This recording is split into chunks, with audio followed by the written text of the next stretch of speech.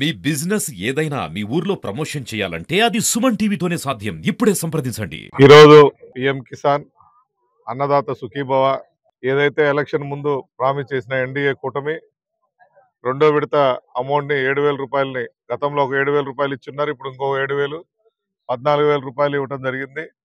మరి మూడో విడత కూడా అతి త్వరలోనే ఇస్తామని చెప్పి ప్రధానమంత్రి గారు మరి ముఖ్యమంత్రి గారు తెలియజేయడం జరిగింది.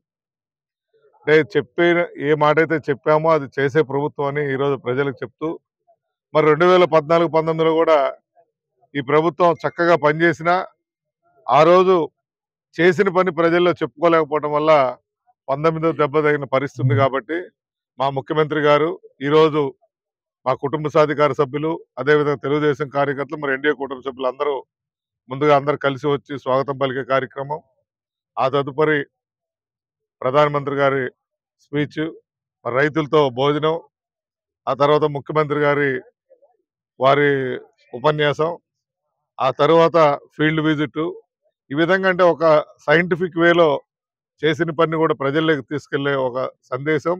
అదే విధంగా చెప్పినయే చేస్తుంది. గతంలో ఏ విధంగా అయితే మనం అధికారం కోల్పోయామో దాన్ని పోకుండా ప్రజలకు మనం చేసిన పనులు చెప్తూ తిరిగి అధికారం రాకపోతే పోయిన 5 ఏళ్ళలో ఈ రాష్ట్రం అధోగతి పాలైంది. ఈ రోజు దాన్ని తిరిగి షేప్ లో తీసుకురావడానికి ముఖ్యమంత్రి వర్యులు కానీ, ఉప ముఖ్యమంత్రులు పవన్ కళ్యాణ్ గారు కానీ, మరి అదే విధంగా నరేంద్ర మోడీ గారి సహకారంతో ఈరోజు కొంతన్నా ఊపిరి ఐసీలో నుంచి ఒక రూమ్ లోకి రావడం జరిగింది. భవిష్యత్తులో హాస్పిటల్ నుంచి కూడా డిశ్చార్జ్ చేసి ఈ రాష్ట్ర ప్రభుత్వాన్ని చక్కగా అన్ని విధాలుగా ముందు డెవలప్ చేసే దానికి సిద్ధంగా ఉన్నామని ఇప్పుడే మా ముఖ్యమంత్రి గారు తెలియజేస్తూ రైతులు ఎప్పుడు ఆనందంగా ఉండాలనేది ఎన్డీఏ కూటమి లక్ష్యం తెలియజేస్తారు.